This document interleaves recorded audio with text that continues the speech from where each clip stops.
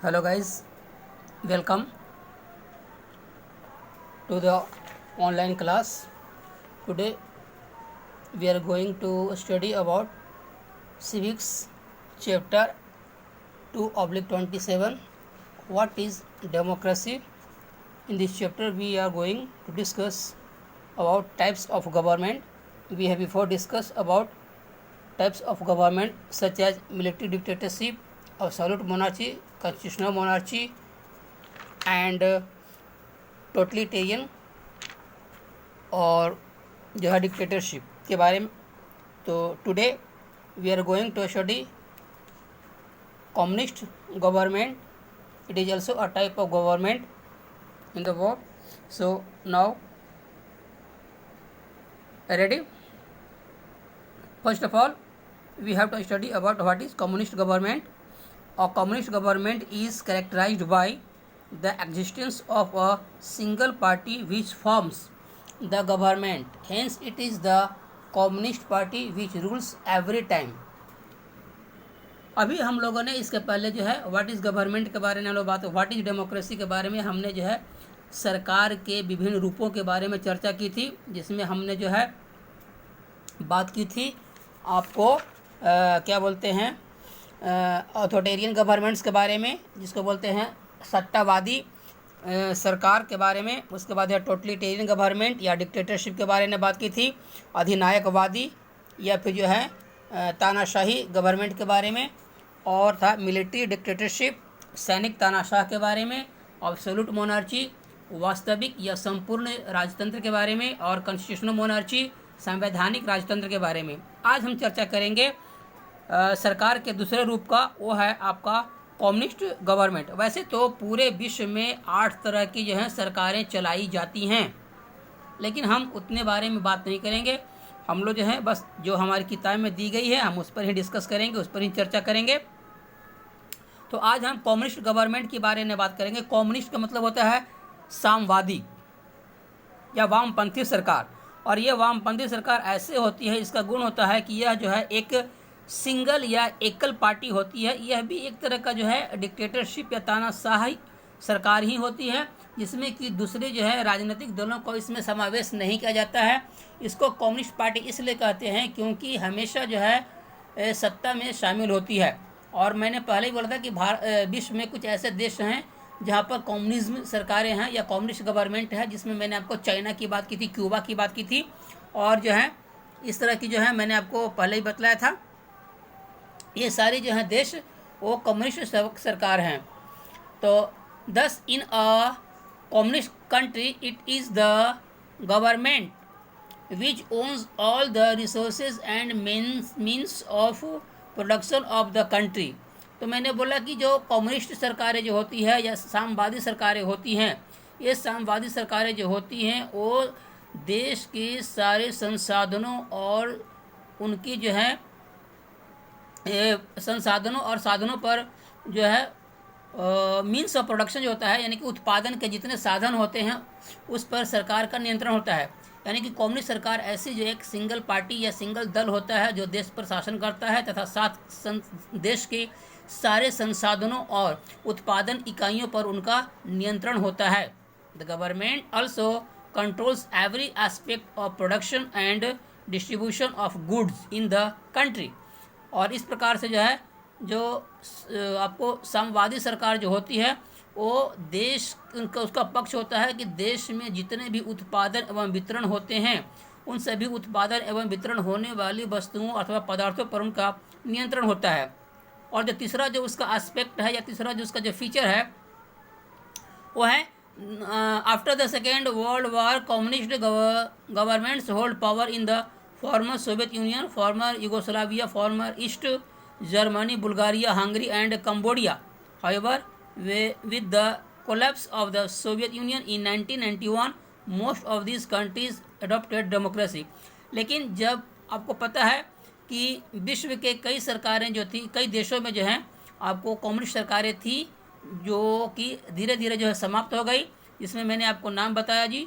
पूर्व में जो है सोवियत संघ की बात करते हैं, पूर्व में यूगोस्लाविया की बात करते हैं, पूर्व में जो है ईस्ट जर्मनी की बात करते हैं, बुल्गारिया की बात करते हैं, हंगरी की बात करते हैं या कम्बोडिया की बात करते हैं, ये सारे देश जो हैं आपको 1991 से पहले वामपंथी सरकारें वहाँ हुआ करती थी, लेकिन 1990 से 91 के बीच में जब सोवियत संघ टूटकर विखंडित हो गया तो धीरे धीरे इन देशों में जो है वहाँ पर लोकतंत्र स्थापित हो गया। At present communist government exist in countries like China, Cuba, Laos. मैंने पहले भी बोला कि अभी वर्तमान समय में हमारे यहाँ जो है चाइना में है, क्यूबा में है और लाओस में कम्युनिस्ट सरकारें हैं। In China the communist party holds political power and doesn't allow other parties to exist in the country.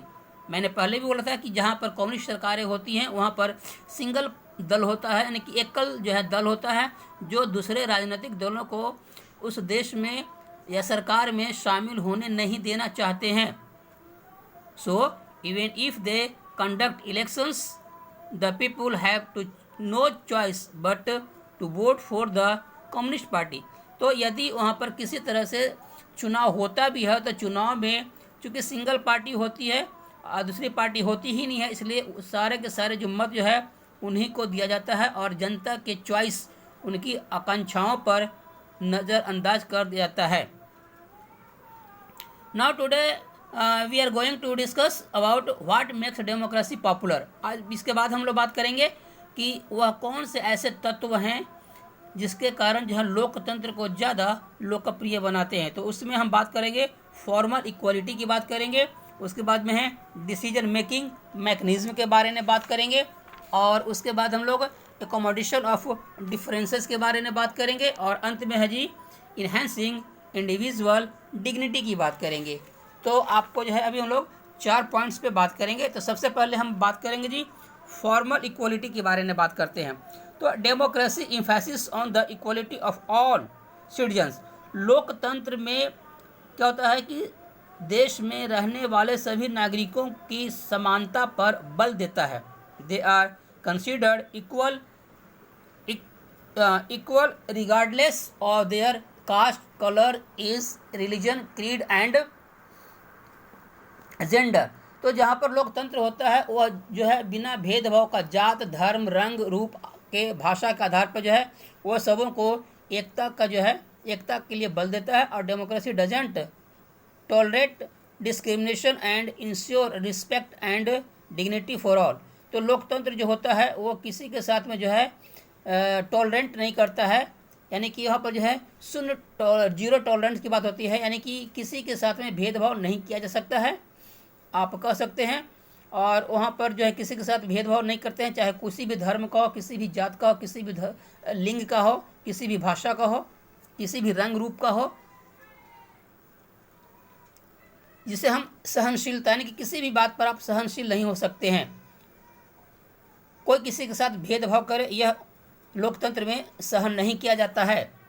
Another important aspect of democracy is universal adult franchise which allows every citizens who has attained a creation certain age the right to vote। तो दूसरी बात हम करते हैं जी जो है वो आपको कि जहाँ लोकतंत्र होते हैं वहाँ पर जो है एक सार्वभौम मताधिकार होता है और सार्वभौम मताधिकार में जो व्यक्ति एक निश्चित आयु को पार कर लेता है उस व्यक्ति को अपने देश में मत देने का अधिकार होता है। वह अपने रिप्रेजेंटेटिव, अपने प्रतिनिधि का चुनाव कर सकता है बिना किसी भेदभाव का।